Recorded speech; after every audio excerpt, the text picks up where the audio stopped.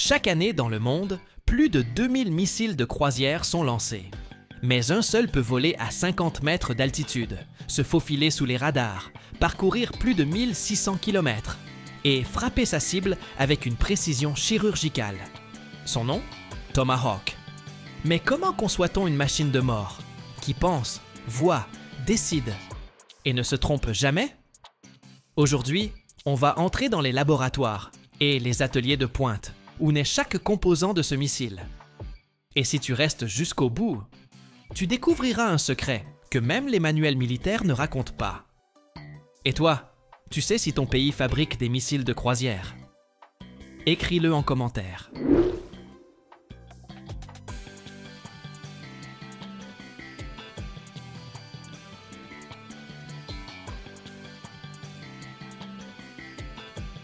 La conception du Tomahawk, c'est une symphonie de formules, de vecteurs et de calculs. Les ingénieurs ne dessinent pas juste un fuselage. Ils résolvent des équations qui doivent traverser l'air au centimètre près. Chaque surface, chaque courbe, chaque ouverture de tuyère est modélisée dans des logiciels de conception assistés par ordinateur, testés en simulation aérodynamique. Objectif: créer un corps capable de parcourir plus de 1600 km, tout en restant presque invisible au radar, et parfaitement stable à 30 ou 50 mètres du sol. Ce n'est pas juste un missile, c'est un petit avion de reconnaissance, en mission suicide. Dans les simulateurs numériques, on teste la force du vent, la résistance à 880 km/h, l'effet de la pluie, de la poussière, du sel marin. On vérifie même comment la navigation réagit en cas de brouillage ou de redémarrage du système embarqué. Une seule erreur, et au lieu de toucher sa cible, le missile frappe une grange au milieu de nulle part.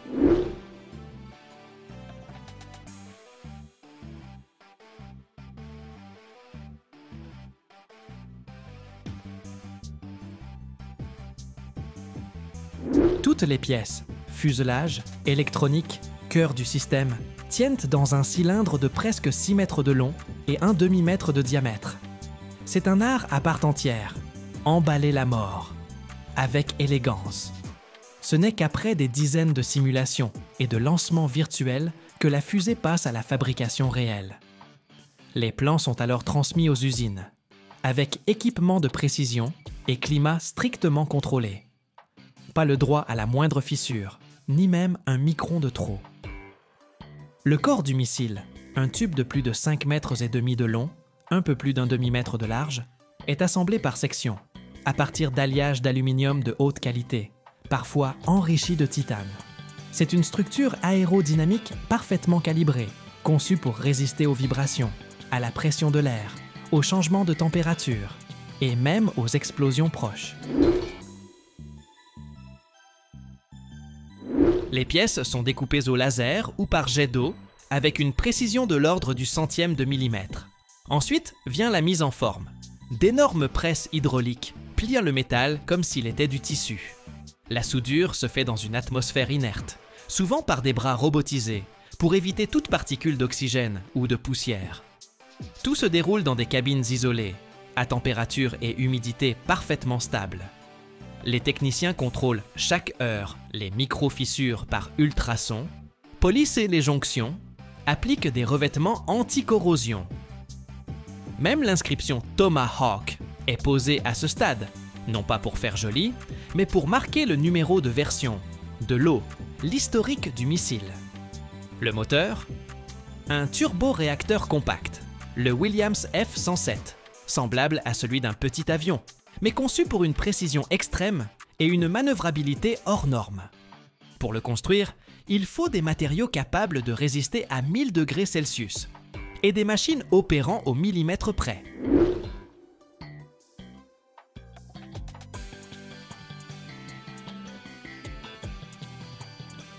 Les pales de turbine sont faites d'alliage de nickel, dans une forme qui tient plus de la sculpture que de la pièce industrielle. Elles sont moulées en fonderie de précision, puis polies jusqu'au miroir, pour minimiser la résistance de l'air. Le compresseur et la chambre de combustion sont une mosaïque complexe. Bagues, joints, carters. Chaque pièce est testée pour son étanchéité, car un minuscule défaut, et le missile ne décolle même pas.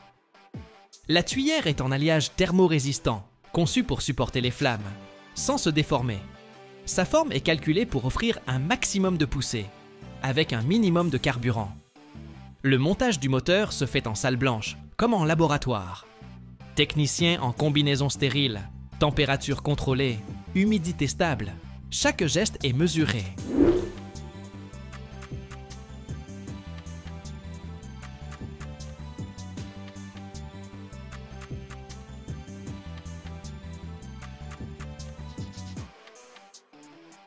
Une fois monté, chaque moteur est testé individuellement dans une chambre spéciale. On y injecte du carburant aéronautique, on lance la séquence et le moteur simule un vrai vol, sauf qu'il reste fixé sur une dalle bardée de capteurs. Les tests durent plusieurs heures. On contrôle la stabilité des tours, la température de la tuyère, la consommation de carburant, les vibrations, même le bruit. Car oui, le son pourrait trahir la position du missile en vol. Et seulement lorsque le moteur a chanté en hangar, on l'installe dans le corps du Tomahawk. C'est comme si on lui insufflait la vie, chaude, bruyante, mais maîtrisée à la goutte près. Le fuselage est prêt, le moteur en place. Mais le missile, lui, n'est pas encore vivant. Il ne sait encore rien. Il faut l'éveiller. À l'intérieur, un véritable cerveau. Microprocesseur, capteur, antenne, mémoire. Lorsqu'on l'assemble, tout ça est silencieux.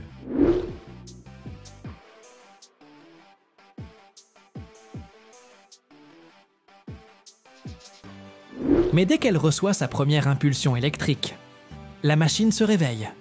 Sa navigation est un ensemble de systèmes combinés.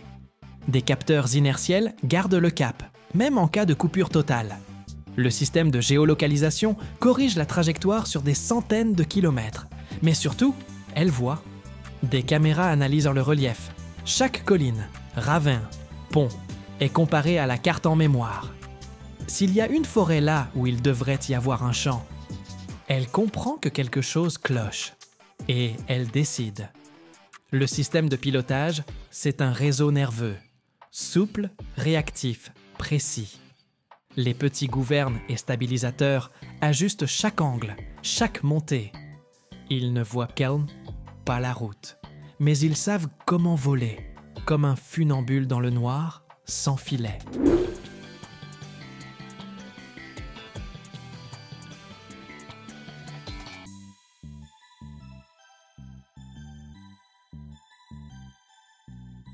Et enfin, le plus important, ce qui transforme un bijou d'ingénierie en arme, sa charge explosive. À l'extérieur, un simple cylindre. Mais à l'intérieur, un explosif capable de percer du béton, de détruire des blindés, de pulvériser des abris. On le fabrique à part, en environnement stérile. Aucune étincelle, aucun électron libre. Tout est froid, calme, maîtrisé. Ici, on ne corrige pas les erreurs, on les empêche. Avant l'assemblage final, chaque composant est contrôlé. Rayon X, vibration, électronique. Puis vient le montage. Silencieux. Lent. Comme si quelqu'un assemblait une vieille horloge qui ne sonnera qu'une seule fois. Et quand tout est prêt, le missile repose dans son conteneur. Il ne clignote pas. Il ne fait pas de bruit. Il attend. Son vol est encore à venir. Mais lui est déjà prêt.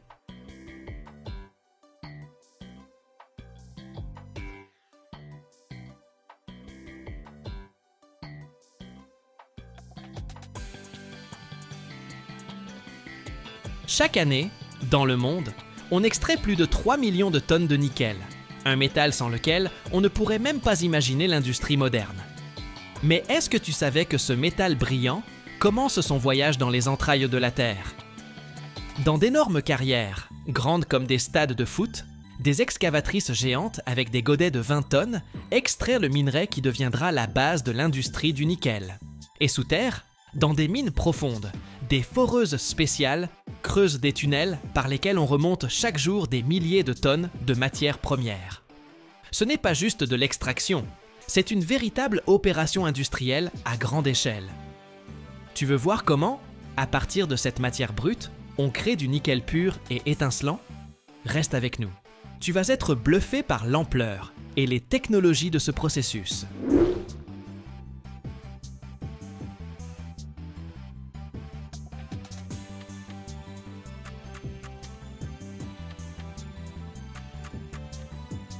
Tout commence par l'extraction du minerai. Le nickel, on le trouve dans deux types principaux de minerais, les sulfures, qui sont les plus concentrés, et les latérites, moins riches en métal. L'extraction se fait soit en souterrain, soit à ciel ouvert dans des carrières, ça dépend de la profondeur à laquelle se trouve le minerai. Des dizaines d'excavatrices géantes, de tombereaux, ces énormes camions de carrière, et de foreuses travaillent dans la carrière, qui peut être aussi grande qu'un stade, voire un quartier entier. D'énormes excavatrices, avec des godets capables d'embarquer 20, voire 40 tonnes de roches d'un coup, mordent la terre en rythme, remontant des blocs de minerais géants à la surface. Les tombereaux, hauts comme des immeubles de 2 étages, font la navette sans arrêt entre la carrière et l'usine, transportant chacun 200 ou 300 tonnes de chargement. Tout ça dans un vacarme de moteurs, des nuages de poussière et l'éclat du métal sous le soleil.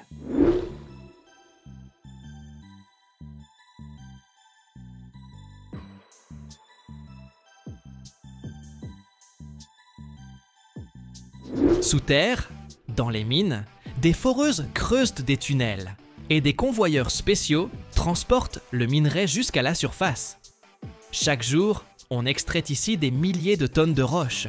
Et ce flux continu de matières premières, c'est un peu comme une artère géante qui nourrit l'industrie moderne. Le minerai extrait est ensuite acheminé vers l'usine, où l'attend la première étape, le concassage. D'abord, le minerai passe dans des concasseurs. Ce sont de grosses machines avec de puissants arbres rotatifs, ou des marteaux qui réduisent la roche en morceaux de la taille d'un poing, ou plus petits. Un bruit assourdissant et des vibrations remplissent l'endroit, et la poussière s'élève dans l'air comme un nuage. Ensuite, ces morceaux passent dans des broyeurs, de longs tambours cylindriques qui tournent lentement.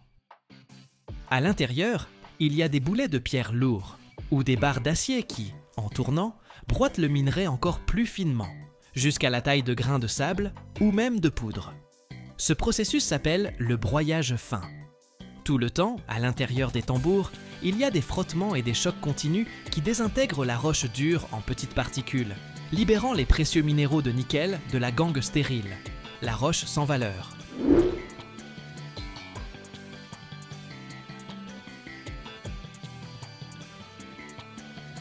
Cette poudre passe ensuite à travers un tamis, qui sépare les particules trop grosses et les renvoie dans le broyeur pour un broyage supplémentaire. C'est comme ça que les métallurgistes obtiennent un matériau homogène, prêt pour les étapes suivantes d'enrichissement. Quand 90% du minerai a été broyé à moins de 44 millièmes de millimètre, c'est minuscule. On le mélange avec de l'eau et des réactifs spéciaux dans de grandes machines de flottation, des cuves ou des cellules qui peuvent se contenir de quelques centaines à des milliers de litres. On injecte de l'air dans cette pulpe, ce qui forme des millions de petites bulles.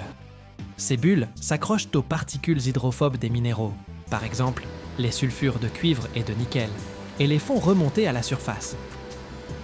Le processus de flottation dure entre 15 et 25 minutes à chaque étape, et le nombre de cycles ainsi que le volume des produits en circulation sont optimisés pour récupérer un maximum de métaux. En général, la flottation comprend plusieurs stades. La flottation primaire, la flottation intercyclique et la flottation sélective pour séparer les concentrés de cuivre et de nickel.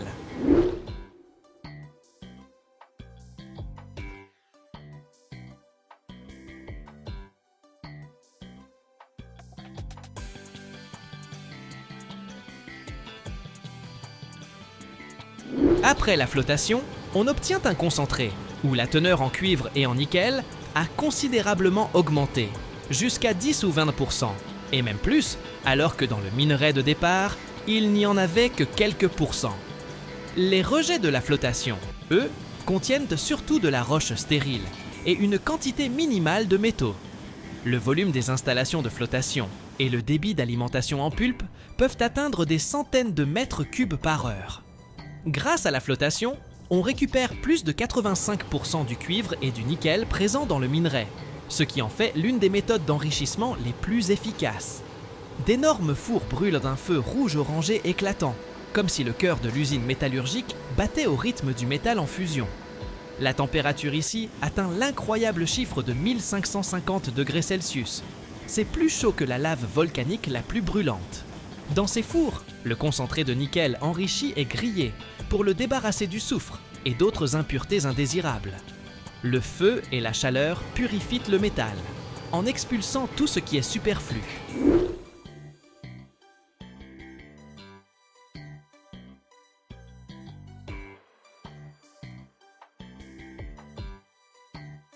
Après le grillage vient le moment de la fusion.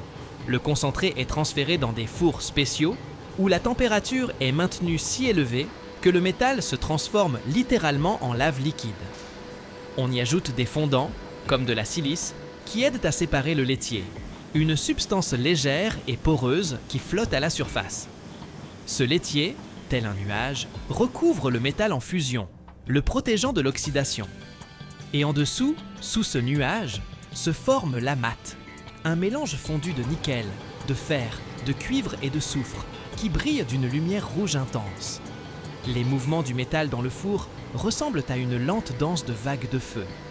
La conversion, c'est l'une des étapes les plus importantes et les plus impressionnantes dans la production du nickel, où le métal fondu passe par une véritable tempête purificatrice. Une cuve métallique géante, le convertisseur, d'un volume de plusieurs dizaines de mètres cubes, est remplie de mat fondu, ce mélange de nickel, de fer, de cuivre, de soufre et d'autres impuretés. La température ici dépasse les 1500 degrés Celsius et le métal brûle littéralement d'une lumière rouge vif.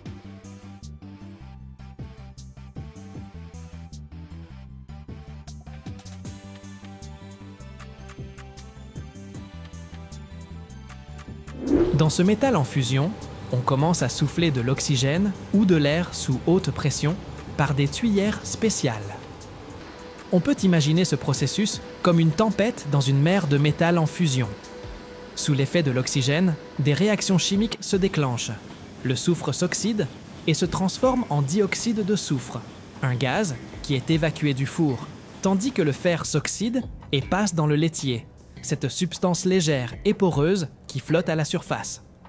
Ce laitier, formé par le fer oxydé, le soufre et d'autres impuretés, s'accumule en haut et est retiré périodiquement, laissant en dessous un métal de plus en plus pur. Les langues de feu et les étincelles qui jaillissent du convertisseur pendant le soufflage créent un spectacle impressionnant qui rappelle une véritable éruption volcanique. Tout l'atelier est rempli de grondements et de vacarmes.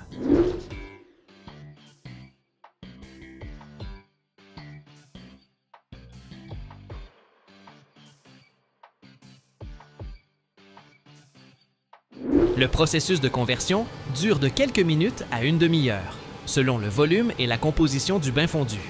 Il est crucial de contrôler précisément la durée et l'intensité du soufflage pour ne pas perdre le précieux nickel et obtenir un produit le plus pur possible. Une fois la conversion terminée, le métal contient environ 70% de nickel, ce qui signifie qu'il est presque prêt pour l'affinage ultérieur. L'affinage du nickel se fait le plus souvent par électrolyse. Dans des cuves spéciales, contenant des sels de métal fondu, on place des anodes en nickel semi-purifiées et les cathodes sont des plaques de métal pur. Sous l'effet du courant électrique, le nickel de l'anode se dissout sous forme d'ion, puis se dépose sur la cathode sous forme d'un dépôt métallique pur. Ce processus se déroule à une température d'environ 70 degrés et avec des densités de courant élevées, ce qui assure un dépôt cathodique dense et homogène. La consommation d'énergie est d'environ 0,3 kWh par kilogramme de métal.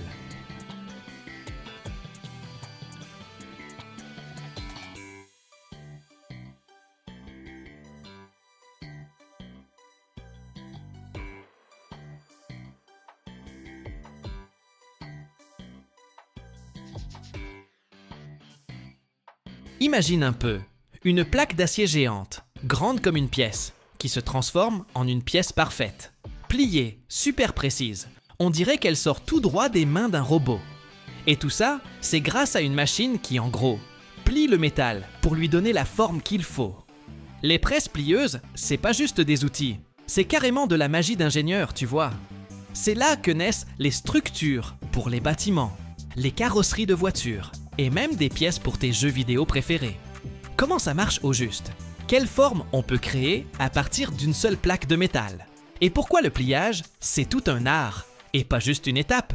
Allez, on va décortiquer tout ça.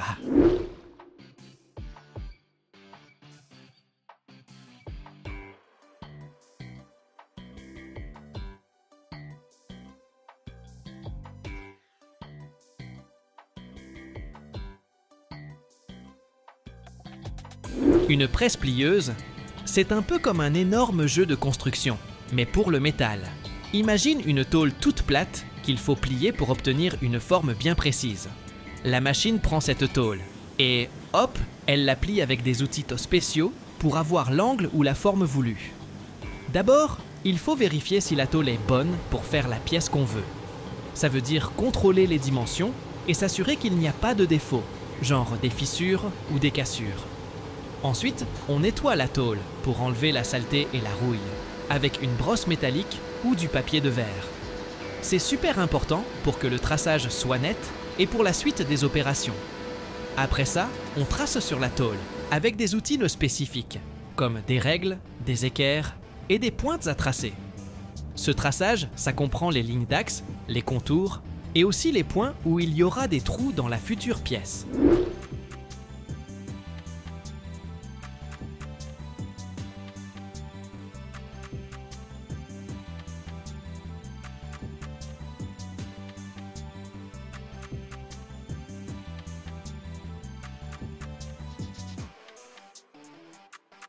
Pour que ce traçage tienne bien et ne s'efface pas pendant le travail, on recouvre la surface du métal avec une peinture spéciale. On peut utiliser de la craie sèche, ou alors un mélange de craie et de colle, ou même une solution de sulfate de cuivre. Une fois le traçage fait, on vérifie que tout colle bien avec le plan de la pièce. Dans les grosses usines, on utilise souvent des systèmes automatiques pour soulever et placer les tôles sur la machine. Ça peut être des convoyeurs, ou des bras robotisés qui positionnent la tôle pile-poil sur la partie basse de la presse, qu'on appelle la matrice. Dans les plus petits ateliers, ou pour des petites séries, ce sont les opérateurs qui placent les tôles à la main. Les gars, enfin les opérateurs, avec leurs équipements de protection, gants et tout, ils soulèvent les tôles avec des outils spéciaux ou des palans et les posent sur la machine.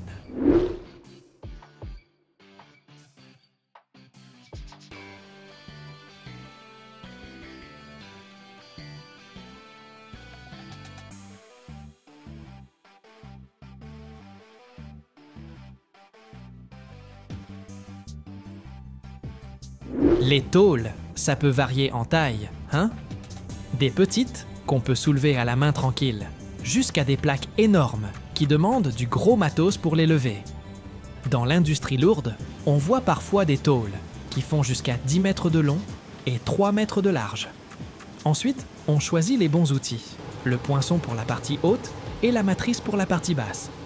C'est eux qui vont décider comment le métal va se plier. Exactement. Pendant le pliage de la tôle, la presse appuie avec le poinçon sur la tôle et celle-ci se plie dans la matrice, créant la forme qu'on veut. Ce procédé permet de faire plein de formes et d'angles différents. Ça dépend juste du type de poinçon et de matrice qu'on utilise.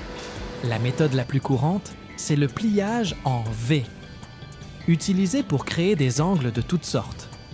On retrouve cette forme partout, dans les éléments de construction, les carters de machines et d'équipements, les châssis et ainsi de suite.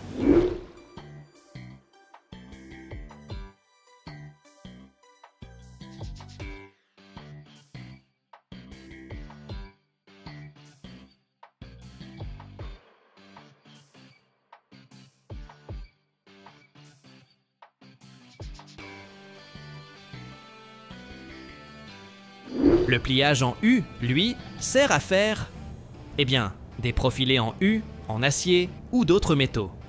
C'est parfait pour fabriquer des profilés métalliques et des goulottes. Il y a aussi le pliage dit en arrondi ou rayonné, pour faire des pièces cylindriques ou coniques. On s'en sert pour produire des tubes, des cylindres et d'autres structures en volume. Pour des formes encore plus complexes, on peut faire du pliage multiple, par exemple pour obtenir un profilé en forme de caisson ou de chapeau. Le pliage de tôle permet donc de créer plein de formes. Mais faire une spirale, là, c'est une autre paire de manches. En général, les formes en spirale sont fabriquées avec des méthodes et des machines spéciales, comme les cintreuses à rouleaux ou rouleuses. Ces machines servent à fabriquer des surfaces cylindriques, coniques ou d'autres formes en volume. Elles créent des spirales en faisant passer le métal entre des rouleaux qui le façonnent petit à petit. On les utilise beaucoup pour fabriquer des tubes, des cylindres et d'autres structures métalliques qui ont besoin de cette forme en spirale.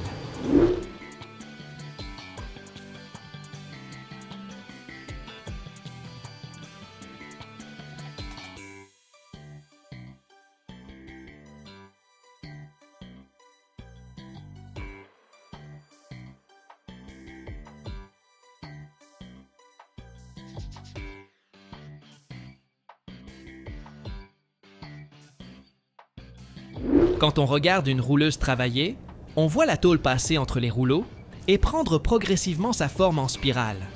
La forme spirale, on la retrouve dans plein de secteurs industriels et même dans notre quotidien. Elle offre une grande résistance mécanique, une excellente conductivité. Elle tient bien la route face à la corrosion et à la fatigue du métal. Pensez aux ressorts, aux connecteurs, aux échangeurs de chaleur, à l'électrotechnique, l'électronique, l'industrie pétrolière et gazière, la chimie, les instruments médicaux. Partout là-dedans, on trouve des pièces en forme de spirale. Par exemple, pour les tubes spiralés en cuivre au beryllium, on utilise cette forme dans 50% des cas, grâce à leur superconductivité et leur résistance. Les câbles spiralés, on les trouve dans plus de 70% des systèmes d'automatisation industrielle, parce qu'ils sont flexibles et super résistants à l'usure mécanique. C'est logique.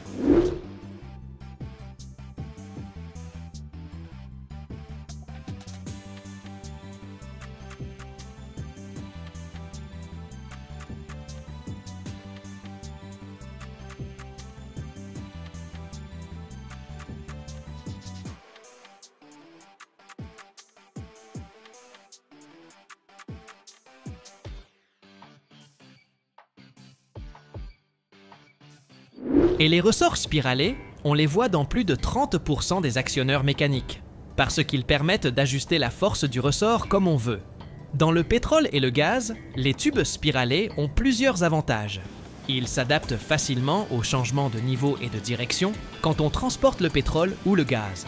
C'est crucial, surtout quand on construit des pipelines dans des zones géologiques compliquées, tu vois.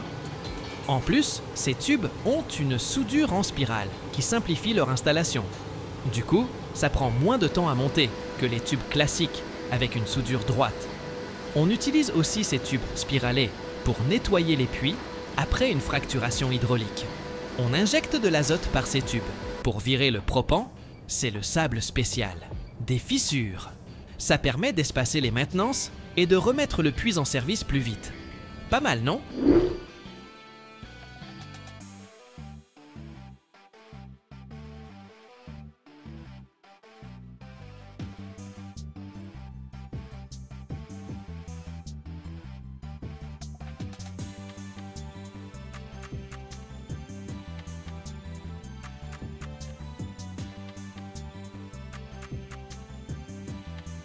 Ces formes métalliques, on peut les faire en différents matériaux, acier, alu, cuivre. Le choix du matériau, ça dépend de ce qu'on attend de la pièce finale, et si on peut la réutiliser ou la recycler.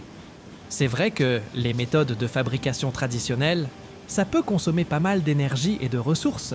Et ça, forcément, c'est pas top pour l'environnement. Mais bon, les technologies modernes, comme l'utilisation d'énergie renouvelable et l'optimisation des process, ça aide vachement à réduire cet impact.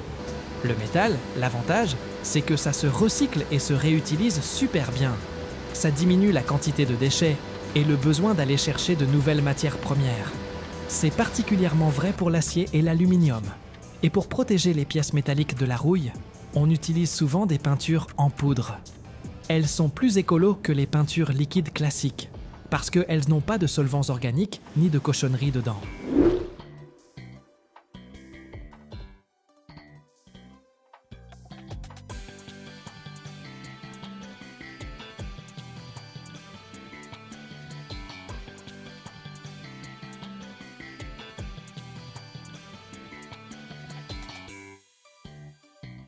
Passer à l'énergie solaire, éolienne ou hydraulique, ça peut réduire les émissions de gaz à effet de serre de 70, voire 90%. Par rapport aux énergies fossiles, c'est énorme. Améliorer les process et automatiser, ça peut faire baisser la conso d'énergie de 20 à 30% et réduire les déchets de 25%. Et réutiliser les pièces métalliques, ça diminue les déchets de 50 à carrément 70%.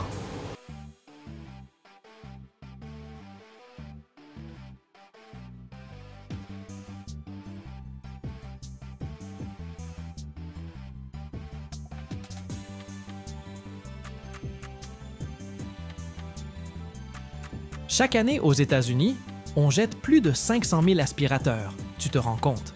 Mais tu t'es déjà demandé ce qu'ils devenaient ensuite? À l'intérieur de chacun, il y a des kilos de métal, des batteries toxiques, du plastique et des puces électroniques rares. Ces machines ne disparaissent pas comme ça. Elles se transforment en ferraille, qui va parcourir des milliers de kilomètres avant de reprendre vie ailleurs. Et attends, il y a même des pays qui n'ont aucune loi pour gérer tout ça. Dans cette vidéo, tu verras comment on extrait absolument tout d'un vieil aspirateur, du fréon jusqu'à l'aluminium précieux. Ça va bien plus loin qu'un simple recyclage. C'est une véritable bataille contre les déchets électroniques dans le monde entier.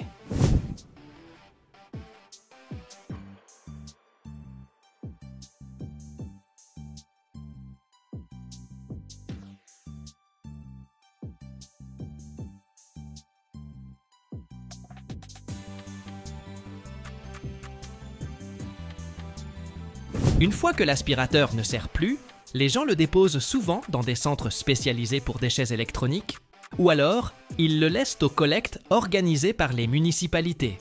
Tu vois, rien qu'aux États-Unis, on récupère environ 500 000 aspirateurs chaque année. Après la collecte, ils sont transportés vers des centres de recyclage, dans des camions spéciaux, conformes aux normes de sécurité pour le transport de déchets électroniques. Dans ces installations, on démonte complètement les aspirateurs, à la main ou grâce à des systèmes automatisés. Les compresseurs, les moteurs et les pièces métalliques du boîtier peuvent représenter près de 40% du poids total. Par exemple, pour un aspirateur qui pèse 6 kg et 800 g, les pièces en métal peuvent déjà approcher les 3 kg.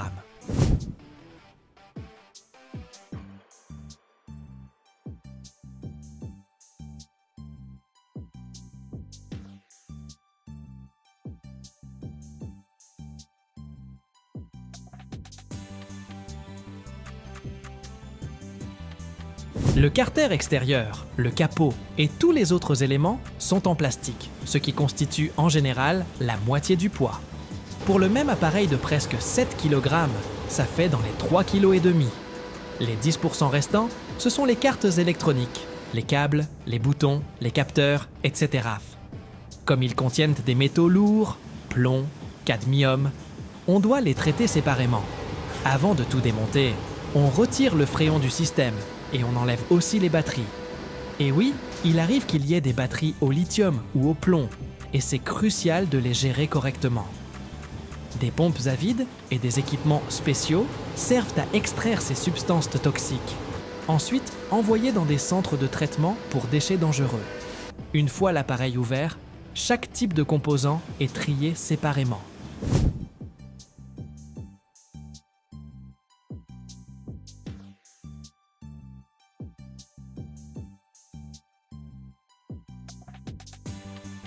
Les métaux récupérés après démontage sont débarrassés de la peinture, des résidus de plastique, de la graisse et d'autres impuretés, histoire de pouvoir les réutiliser.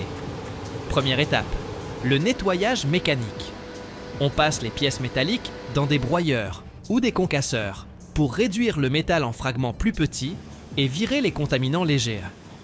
Dans les grandes usines, on casse aussi les gros morceaux avec de puissantes presses hydrauliques ou on les découpe.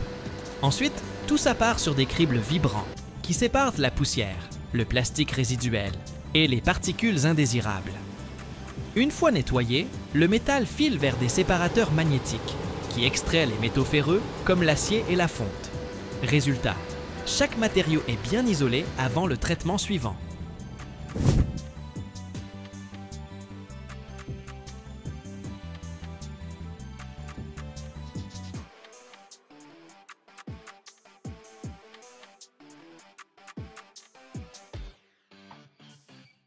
Après le nettoyage mécanique, il reste parfois des traces de peinture ou d'autres revêtements, comme du vernis ou des produits anti-rouille. Pour s'en débarrasser, on utilise le sablage et le nettoyage chimique.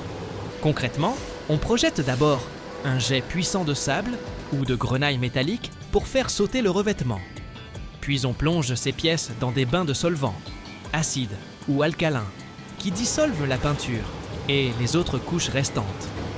Si la peinture ou le plastique sont vraiment collés, on les envoie dans des fours à très haute température, entre 430 et 540 degrés Celsius. Les résidus organiques brûlent alors, et on récupère le métal à nu. On emploie souvent ce traitement thermique pour l'aluminium et les alliages de cuivre.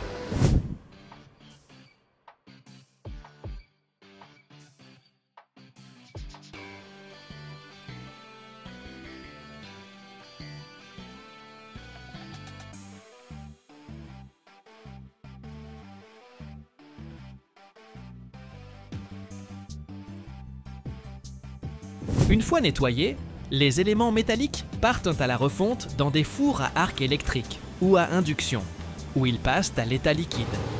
Pendant ce processus, on élimine les scories et autres impuretés, et le métal devient fin prêt pour une nouvelle utilisation. Les procédés à haute température peuvent traiter jusqu'à 10 tonnes de métal par heure dans les grosses installations industrielles. Avant d'être transportées, les pièces métalliques sont compactées et pressées pour réduire leur volume. Des presses hydrauliques les transforment en briques ou en cubes bien denses. Les petits fragments, eux, sont mis en conteneurs ou en sacs pour faciliter la manutention. La ferraille est ensuite chargée sur des camions, des wagons de train ou des navires, selon la distance jusqu'à l'aciérie. Si c'est vraiment loin, on privilégie souvent le rail.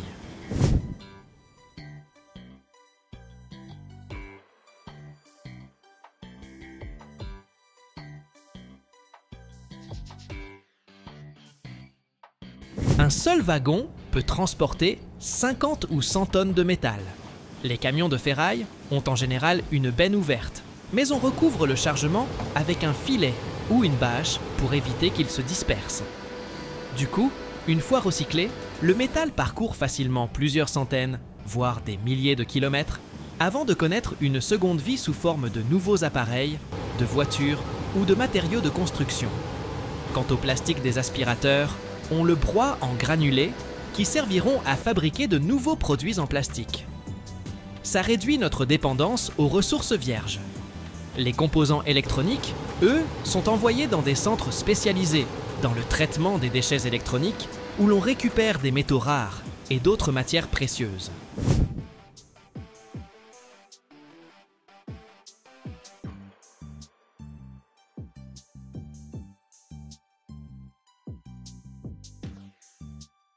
Le démontage et le recyclage des aspirateurs aident à diminuer la quantité de déchets qui se retrouvent en décharge.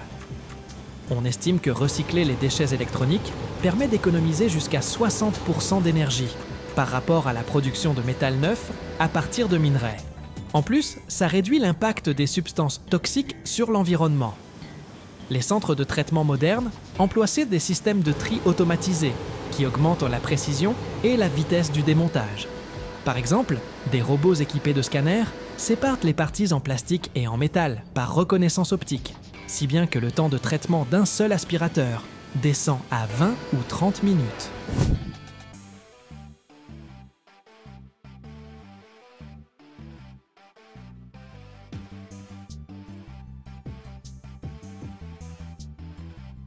Recycler une tonne d'acier peut faire économiser jusqu'à 1,5 tonne de dioxyde de carbone, soit l'équivalent des émissions d'une voiture pendant 6 mois.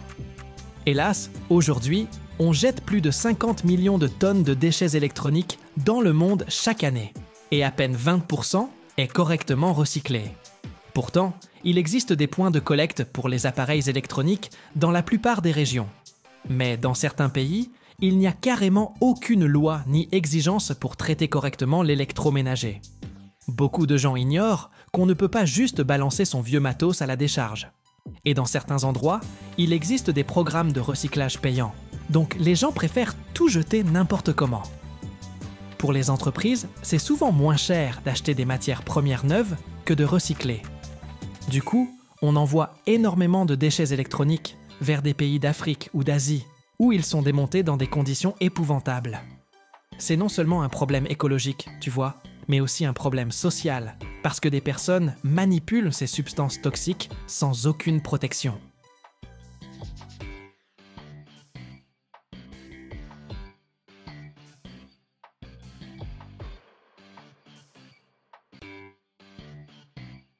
Chaque année, on balance des millions de machines à laver dans le monde. Rien qu'aux États-Unis, on jette environ 10 millions de ces appareils. Tu te rends compte? En Europe, c'est pareil. Au Royaume-Uni, plus de 3 millions de machines partent à la casse chaque année. Vu leur taille, leur poids et la complexité de leurs matériaux, un recyclage efficace est crucial pour la planète. Alors, voyons ensemble comment on récupère ces vieilles machines avant de les démanteler.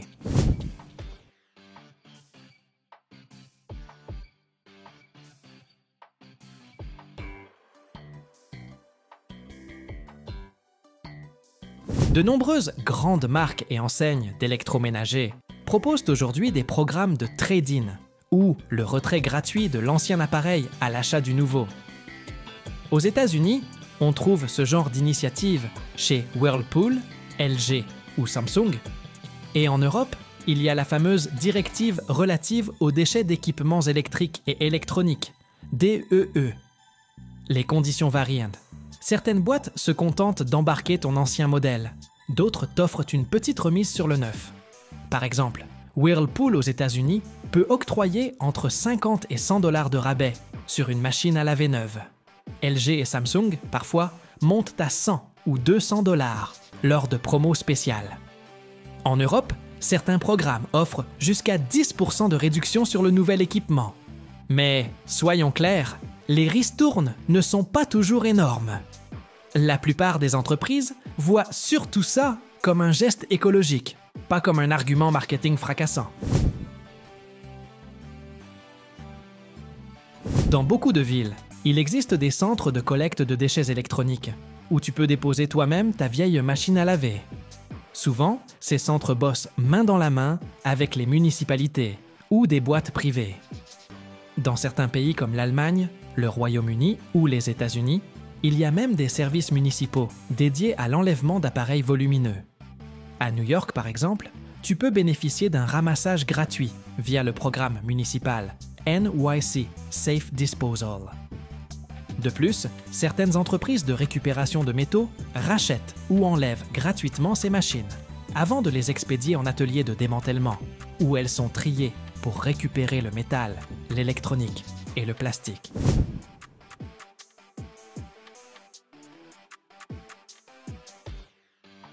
D'abord, on classe les machines par catégorie. Celles qui fonctionnent encore, celles qui sont à moitié en rade et celles qui sont complètement fichues. Les modèles en état de marche peuvent être retapés puis revendus, tandis que les autres partent en démontage. On commence par retirer les panneaux extérieurs, la porte, le tambour, le moteur, la partie électronique, les câbles et la pompe sont démontés à part, car on peut les réutiliser ou les recycler séparément. On trie aussi les métaux, inox, aluminium, cuivre, et on met de côté les pièces plastiques. Tout ça peut se faire manuellement ou via des chaînes automatisées, munies de broyeurs, d'aimants et de séparateurs à air.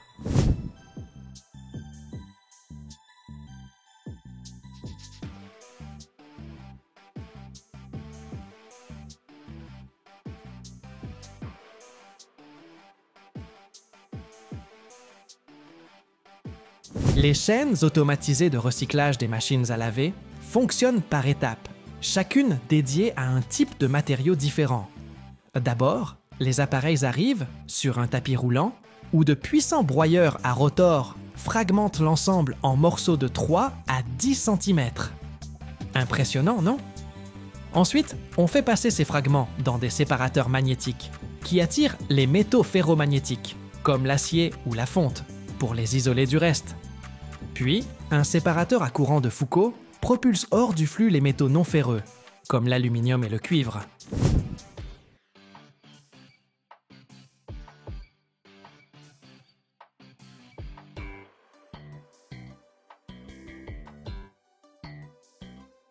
Le plastique et les matériaux légers sont écartés grâce à des séparateurs à air.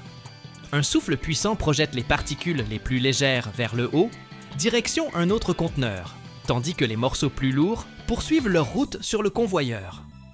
En fin de chaîne, on utilise des scanners optiques pour analyser la composition des résidus et les orienter vers la bonne filière de traitement ou d'élimination.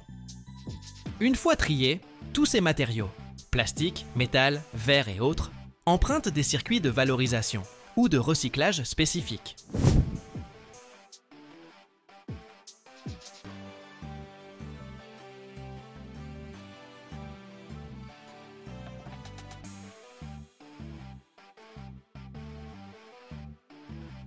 Les restes métalliques, comme les pièces en acier, sont expédiés vers les usines sidérurgiques pour être refondus et servir à fabriquer de nouveaux produits. Les séparateurs magnétiques font ça très bien. Ils extraient tout ce qui est fer ou acier, prêt pour la fusion. Les parties en plastique, elles, sont broyées et compressées en briquettes.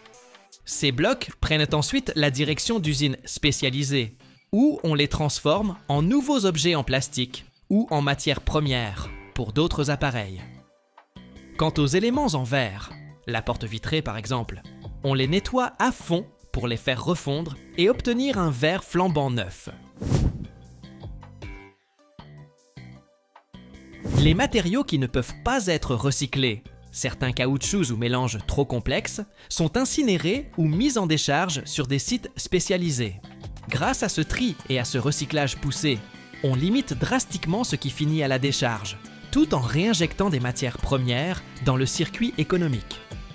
Dans certains cas, pour les composants vraiment coriaces, on recourt à des techniques spéciales, pyrolyse, traitement chimique, etc., afin d'éviter pollution et émissions toxiques. Imagine, par exemple, un assemblage plastique-métal-caoutchouc. Ce genre de mix a besoin d'un traitement approfondi pour séparer chaque partie. Sans ça, on risque la contamination ou le rejet de substances nocives. Souvent, les éléments en caoutchouc, surtout quand ils contiennent des composés chimiques, ne se recyclent pas facilement à cause de leur structure. Alors, on les traite par pyrolyse ou via d'autres procédés chimiques pour les décomposer en fractions plus simples, réutilisables ou au moins éliminables sans risque. Dans certains cas, la machine renferme des substances toxiques, par exemple du mercure dans d'anciens relais, piles ou lampes intégrées. Il faut alors des méthodes spécifiques pour neutraliser ou isoler ces matières. Parfois, on va jusqu'à employer des réactions chimiques pour éviter tout rejet dangereux. Les matériaux comme le polyuréthane ou le polyester, courants dans les isolations ou certains composants, peuvent aussi passer par une pyrolyse pour en dissocier les éléments et les recycler.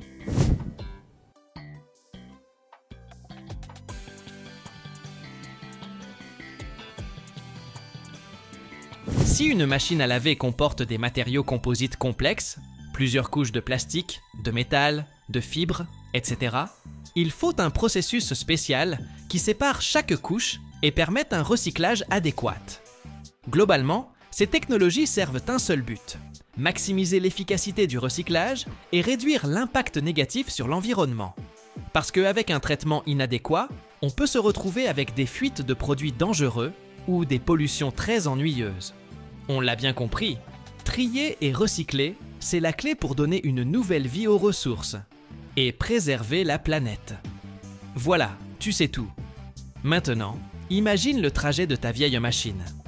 Elle peut se faire démonter, broyer, refondre, retransformer, et hop, la boucle est bouclée. Incroyable, non?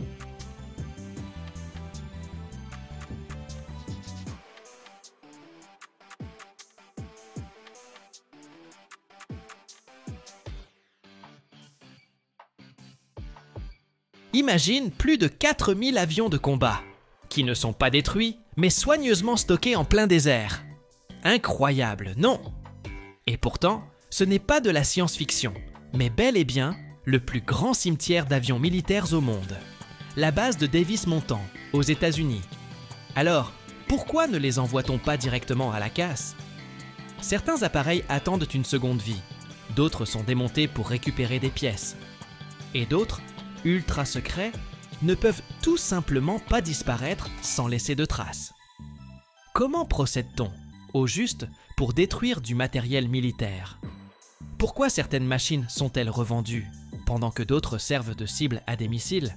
Et surtout, qu'est-ce qui se cache dans ces compartiments top secrets des vieux chasseurs? Allons voir ça ensemble. La raison principale pour laquelle les avions de la base de Davis-Monthan sont préservés au lieu d'être immédiatement détruits, c'est la possibilité de les réutiliser.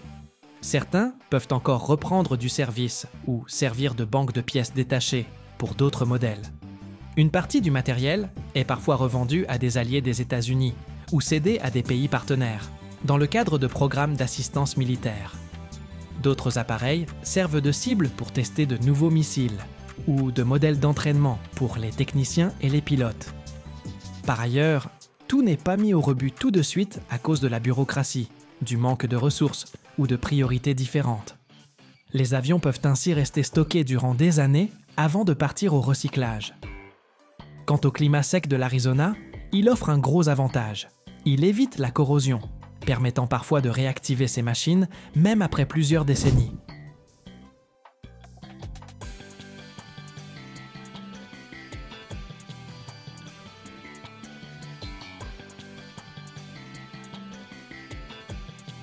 La destruction du matériel militaire soulève plusieurs enjeux majeurs, écologiques, économiques et sécuritaires. Un stockage ou une élimination mal gérée peuvent polluer l'environnement, alors que le recyclage des métaux et autres composants permet d'économiser des ressources. De plus, un engin militaire, même ancien, conserve une réelle valeur. Des groupes terroristes ou criminels pourraient l'acheter pour perpétrer des attaques ou faire de la contrebande. Dans certains conflits, on voit même des machines déclassées revenir sur le champ de bataille. Par exemple, lors de la guerre civile en Libye, de vieux chars soviétiques, qui auraient dû finir à la casse depuis belle lurette, ont été remis en service.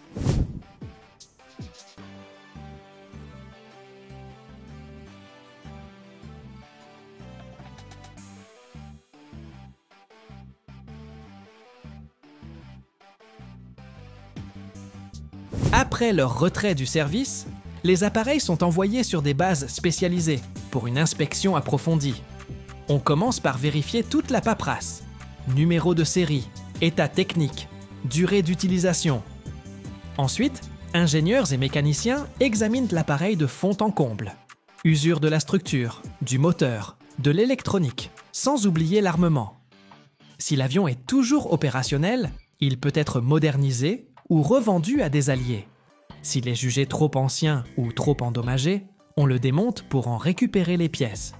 Certains exemplaires finissent même dans des musées, des centres de formation ou chez des collectionneurs privés. Bien sûr, après retrait de tout composant confidentiel.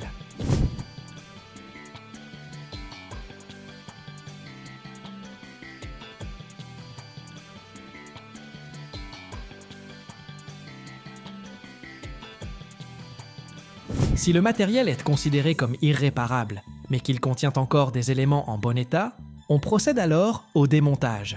Des équipes spécialisées retirent les moteurs, les systèmes de navigation, les modules électroniques et même les plaques de blindage.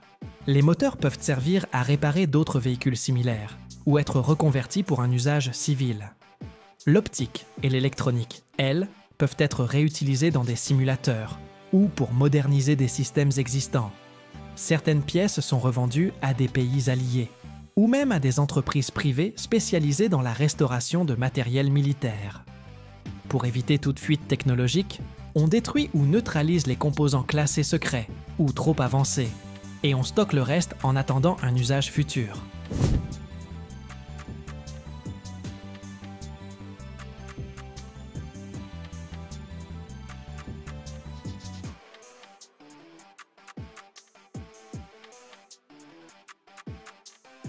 La mise au rebut, l'accent est mis sur l'élimination des substances dangereuses.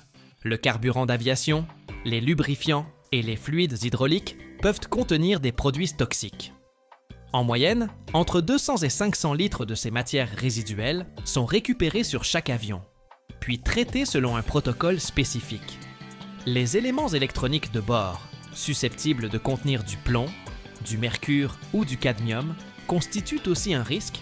Rien qu'aux États-Unis, on retire près de 500 tonnes de ces matériaux chaque année lors de la destruction du matériel militaire. Quant à certains anciens véhicules blindés, ils peuvent renfermer de l'amiante dans les isolations thermiques, qui doit être extrait et éliminé suivant des normes très strictes.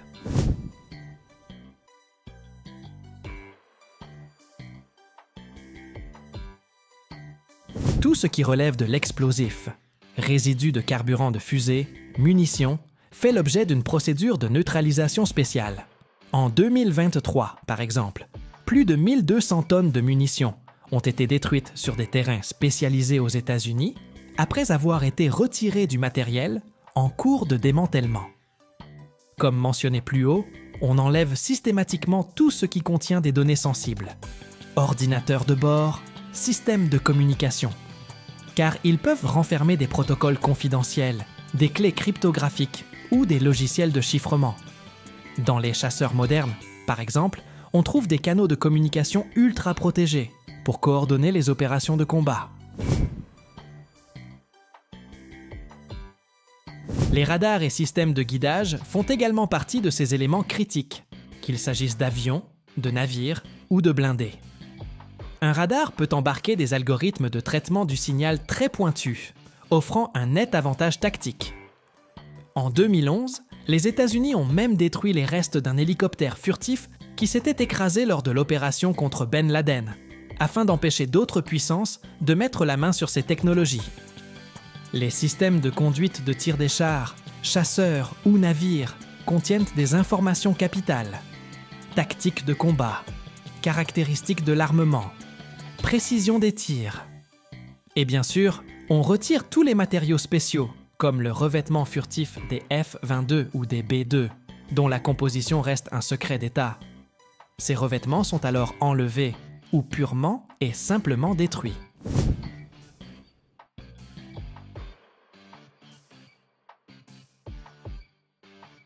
Les boîtes noires et enregistreurs de données de vol, eux, renferment parfois des informations sensibles sur les techniques de pilotage ou les missions de combat.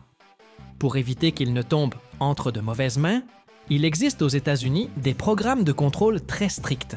Parfois, on préfère même détruire l'appareil en entier lorsqu'un démontage sûr est impossible. De plus, un système spécifique met régulièrement à jour les logiciels de ces équipements afin de s'assurer qu'ils ne puissent pas être récupérés par des adversaires. Chaque engin militaire possède sa propre version secrète du logiciel, quasi impossible à restaurer après déclassement. Dans de nombreux pays, la destruction du matériel militaire est encadrée par des accords internationaux, comme les Conventions de Genève, qui veillent à ce que certains composants soient éliminés de manière sécurisée et à ce que l'environnement ne soit pas mis en péril. Par exemple, un véhicule militaire ne pourra être officiellement retiré du service tant que tous les matériaux toxiques n'auront pas été retirés. Tout cela prouve à quel point on prend au sérieux la sécurisation et la destruction de ce type d'équipement, et combien d'efforts sont déployés pour qu'aucune technologie ne tombe dans de mauvaises mains.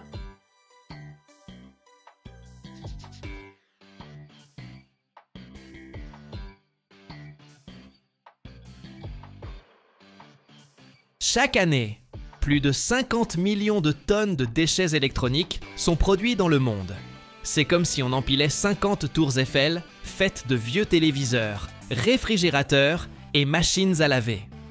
mais seulement 9 millions de tonnes sont correctement recyclées.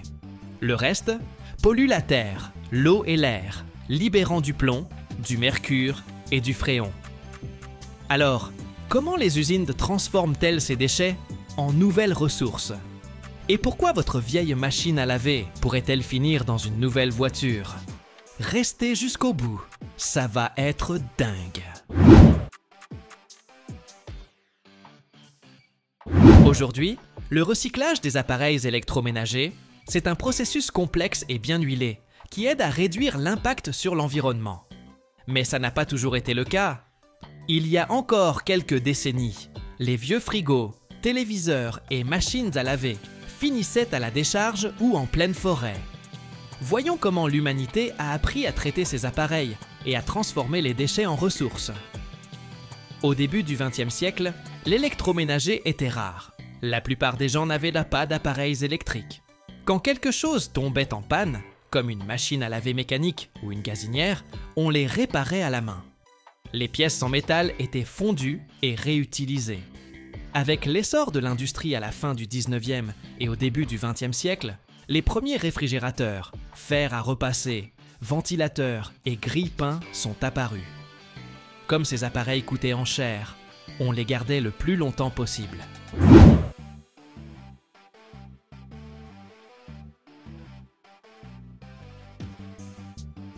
Et quand ils cassaient, qu'est-ce qu'on en faisait? Eh bien, on les réparait et on les réutilisait. Les pièces métalliques, surtout pendant les guerres, où le métal manquait, étaient fondues et réemployées. Et parfois, on les jetait tout simplement avec les ordures ménagères. Mais à l'époque, la production de masse n'existait pas encore, donc le problème du recyclage n'était pas si pressant. Après la Seconde Guerre mondiale, c'est le boom économique. L'électroménager devient plus abordable. La production de masse fait qu'on ne répare plus les vieux appareils. On les remplace. Résultat, des tonnes de réfrigérateurs, téléviseurs et machines à laver finissent à la décharge.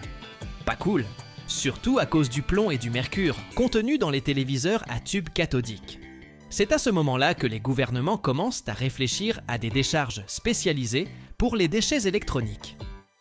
Dans les années 70, aux États-Unis et en Europe, les premiers programmes de collecte et de recyclage voient le jour. Mais une véritable filière de recyclage n'existe pas encore.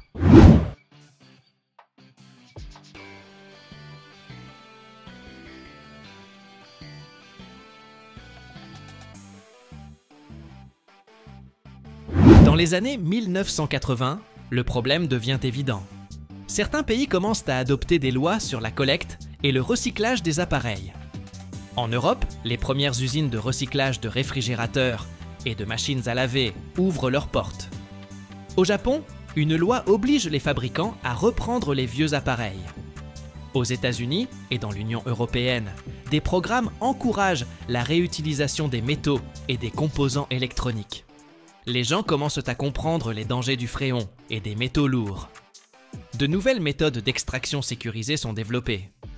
Mais beaucoup ne saisissent toujours pas pourquoi il ne faut pas jeter ces appareils n'importe où.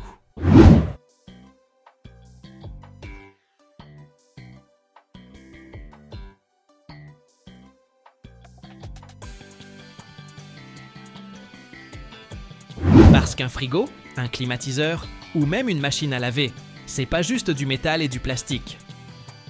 À l'intérieur, il y a des substances nocives qui ne doivent pas finir dans la nature.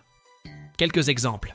Les anciens réfrigérateurs contiennent du fréon, un gaz qui détruit la couche d'ozone. Mal manipulé, il peut causer de gros dégâts. Et ça, c'est vraiment pas top. Mercure, plomb, cadmium. Beaucoup de composants électroniques contiennent des métaux lourds qui peuvent contaminer le sol et l'eau.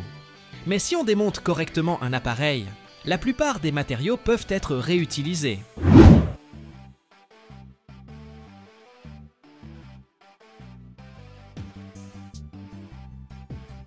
Quand vous confiez un appareil à un centre de recyclage, il passe par plusieurs étapes. Dans des usines spécialisées, l'appareil est démonté pièce par pièce, métal, plastique, verre, circuits électroniques, isolants, etc. On aspire le fréon des réfrigérateurs. On retire l'électronique des machines à laver, là où se cachent les métaux lourds.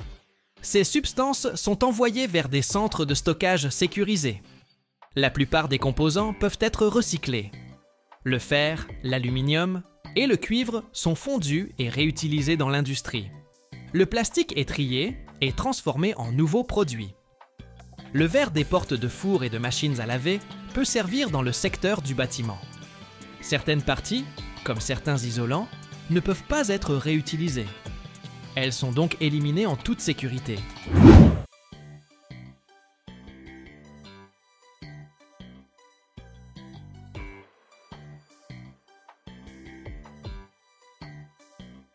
Après le retrait des substances dangereuses, ce qui reste de l'appareil passe dans des broyeurs qui le réduisent en petits morceaux.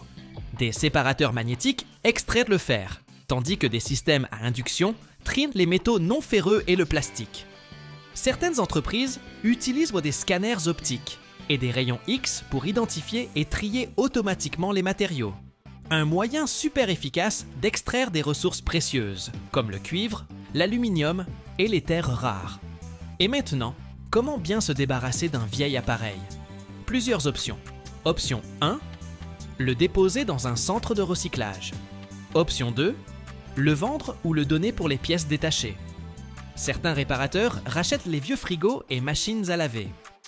Option 3, profiter des offres, ramener l'ancien et bénéficier d'une réduction. Pratique si vous voulez du neuf. Option 4, le donner à une association caritative. Si l'appareil fonctionne encore, il peut aider une famille dans le besoin. Une bonne action. Et un monde plus cool.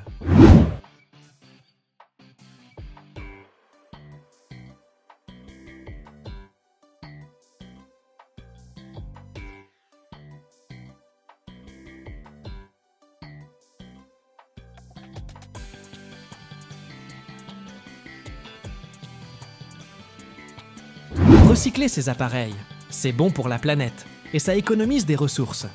Voyons ce qu'on peut tirer d'un vieux frigo ou d'une machine à laver. Le fer fondu sert à fabriquer de nouveaux appareils. Les fils de cuivre deviennent des câbles et des circuits électroniques. Le plastique recyclé peut devenir la coque d'un nouvel appareil ou même des pièces de voiture. Et ce n'est pas tout. Le recyclage crée des emplois et booste l'économie. Si on arrêtait de jeter les vieux appareils n'importe où et qu'on les recyclait, ça changerait beaucoup de choses.